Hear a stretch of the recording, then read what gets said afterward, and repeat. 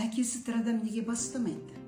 Өйткені әке әулеттің арқа сүйер тірегі, аманатын арқалаған қамқоры, ырыс ынтымағын ойлайтын тұтқасы.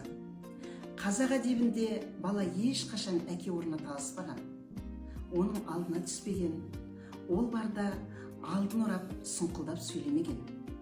Әке тұрып ұл сөйлегеннен бездеген қағиданы алтын қазықтай ұстанған халық ұғымында әкенің ар абыройын сыйламау көргенсіздік саналған. Кез келген басқару жүйесіндегідей отбасы мен әулет басында да екі тізгінші болмасы анық.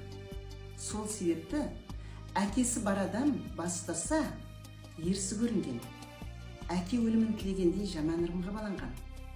Бүгінде бас ұстағанның айыбы жоқ, ең бастысы әкесі жанында отырмаса болды деп бұра тартып жүргендер де бар. Сөйтіп сан жылға қалыптасқан халықтың дәстүрлі ұстанымына шек келтіріп, өзін халықтан бекіп қояды.